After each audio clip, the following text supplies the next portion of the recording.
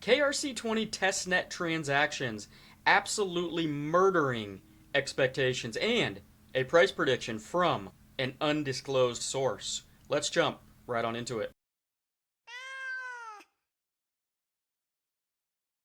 Alright guys, so KASPA'S price today is sitting at 15.93 cents, down 3.39% for the day. The whole market is red again. We are melting, and that's just the way it's going to be for the next couple months. There's going to be volatility, and September is historically a pretty red month, so let's just brace for this month to potentially be red, and maybe we see greener pastures in October. But we are almost there. We're very close. We just have to hang in a little bit longer. I know it's boring. I know it's frustrating. I know it sucks. But the silver lining for all of this is that we have a little bit more time to accumulate. And that is going to be looked back at as very fortunate once the bull run starts raging and we are all on cloud nine and together on the way to the moon. Keep on DCAing, keep on buying while we still can, and just weather the storm for a little bit longer. So the first thing I want to talk about today, you guys, is the KRC20 Testnet.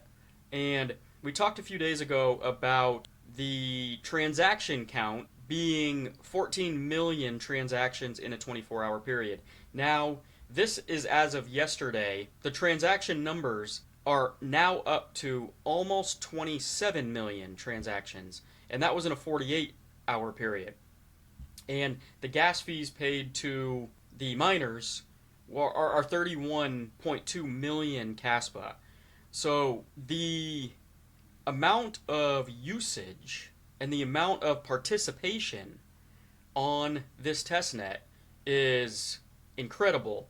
And if this is any indication of what is to come when the open beta launches again on mainnet, we are in for a major surprise as far as just the excitement and the engagement and the adoption.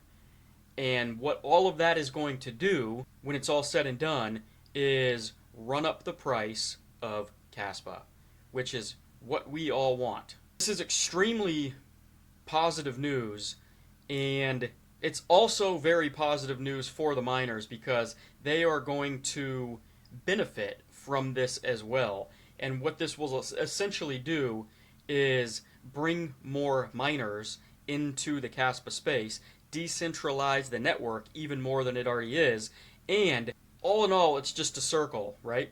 More miners, more transactions, more enthusiasm, more adoption, price goes up. So there's only one way for this to go, and I think all of us collectively see the path that this project is on right now. Extremely bullish, and I am very excited for KASPA'S and KRC20 to officially launch their open beta again, see how it goes, and just witness the amazing window that we are in right now in real time. It's going to be awesome. So moving on here, let's go over to the hash rate, because again, this is another metric that tells us where the price is going to go in the future. Price always follows hash rate, and we have eclipsed the exahash level here. And we knew it was coming, soon, probably because of the hash rate just kept climbing parabolically. It's an amazing feat to get up past that 1 exahash, and all this does again is just give us some more conviction that this is the right project and we are in the right project. And I don't think there's any doubt about that at all. So this is a massive milestone, and it puts KAS in a rare company. Only one other coin has moved like this before, and that's Bitcoin. Reaching 1 exahash not only boosts KASPA'S network security, but also marks a significant leap forward in its evolution. This chart shows KASPA'S hash rate climbing steadily over time. As proof-of-work network, the hash rate is a critical metric reflecting the computing power behind KASPA and the growing activity in its mining community. When it comes to security, mining hash rate is everything, and KASPA is showing it's here to stay. So, again, super bullish. Moving on. Remember a few days ago when we talked about the native smart contracts named Sparkle, and we kind of went over what Crypto Aspect was explaining on Discord. Well, now we have a response from Jonathan Sampolinski on that exact thread that I shared with you guys a few days ago. And if you didn't see that video, I recommend going back and watching it so that you have a little context into what is being said here. I'm not going to go over that whole thread again because it was kind of long, but those of you who saw that video know what I'm talking about here. And Jonathan Sampolinski actually responds to this thread and says, my main priority, L1 sequencing, DK and miscellaneous. Others, ongoing efforts, smart contracts layer 2 stack. So a little bit of this is technical talk, and let's see if we can kind of read through that, because even myself is not super up on all these technical terms. So, OP code versus stack. The only necessary primitive for implementing smart contracts on the layer 1 is a ZK OP code, adapted to DAG. Its design is complete. This narrow primitive can take, in principle, a few months to implement, after which anyone can, in principle, launch their own based ZK rollup in practice. It makes more sense to standardize and build a unified supporting stack. The heavy lifting here will be led by Crypto Aspect, who was the one explaining this in that Discord post, and others. KRC20/KASPA'S, indeed third party, and AFEC, unrelated to genetic smart contract. Novel smart contract design. Research not finalized. Too early to enter concrete plans. I think what he's getting at here, if I read this correctly, is they want to implement a smart contract stack where essentially developers can build their own simplified ZK rollup on top of KASPA. ZK rollup smart contract on top of KASPA. And they want to build it kind of standardized, the stack, the base layer stack standardized, so it makes it easy for anybody to come in and build a unified supporting stack on top of that. I could have butchered that completely, but that's what it makes it sound like, that they just want to make things easier for people to come in and build, right? And make it kind of unified and standardized so that it is inviting and it is friendly and it is efficient and easy for anybody to come in and build their own stack on top of KASPA and use KASPA as their base layer. He did say it would take a few months to implement those stacks on top of KASPA. That doesn't mean that the smart contracts are a few months away from being finalized, because down here what he's saying is the research is not finalized, it's too early to enter a concrete plan. So roughly, from what I'm hearing, there is no set date on any of this, but within a year or two, smart contracts natively are going to be implemented and finalized on top of the mainnet. So I just wanted to throw that out there for anybody who's a little more technically inclined. I may have done a terrible job of explaining that. I may not have. I have no idea. That's just my take on it. And let me know in the comment section if I am completely wrong or if I at least had some aspects of that correct.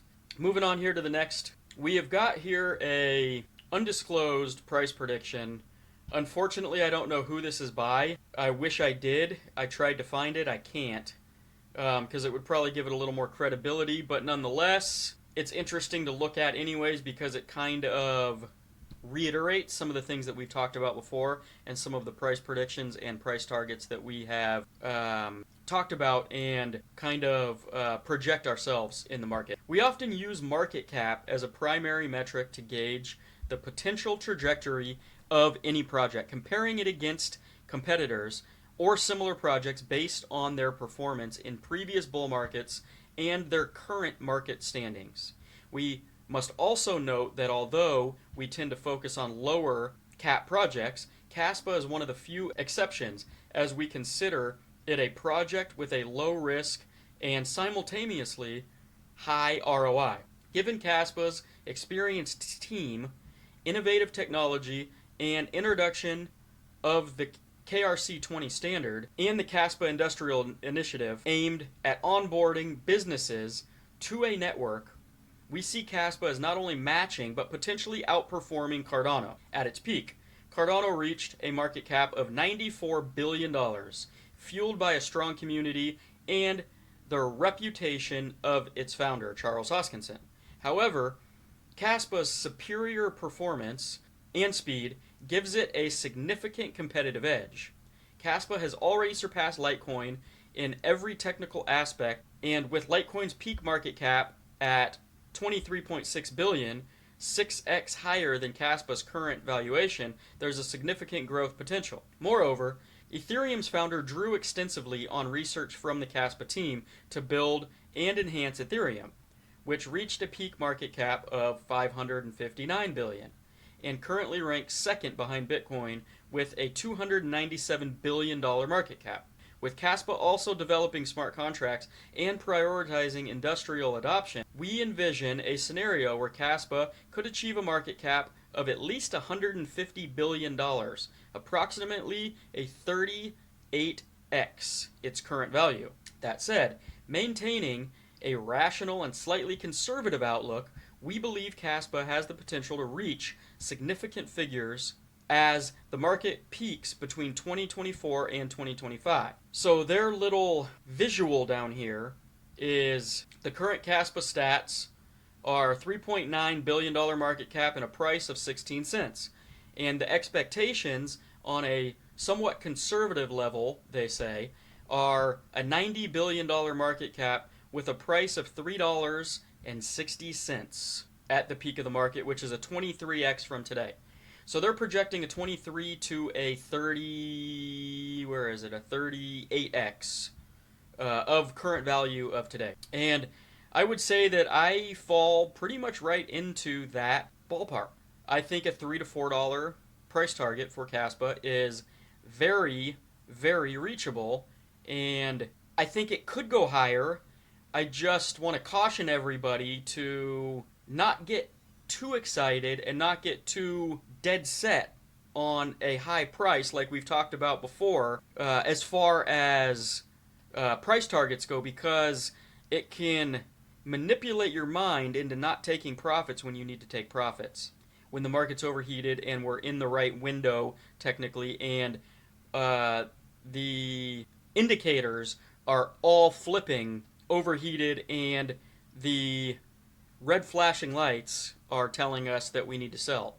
So I would caution everybody about price predictions as far as dollar value, but I think that this $3.6 price is very fair, and I expect to hit that price. I'd be surprised if we didn't hit a $3 minimum KASPA this cycle. But again, like I said, we don't want to focus on price. We want to focus on indicators. We want to focus on time period and time window that we're in, and we want to focus on the market as a whole, just to kind of give us a good, sound, grounded view on where we're at and not be waiting for a certain price target that may never hit. So I just wanted to share that with you guys. Again, I don't know who actually wrote this, unfortunately, but I wanted to share it because I agree with it almost 100%.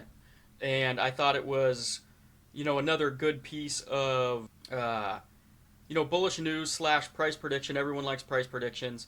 And, whoever this is and their, mind frame and my mind frame are pretty similar as far as the way we are looking at this and the way, they project things going out into 2024, and into 2025. So that'll be it for today, guys. Make sure you continue to pack your damn bags before it's too late. I will see you in the next video. Peace out.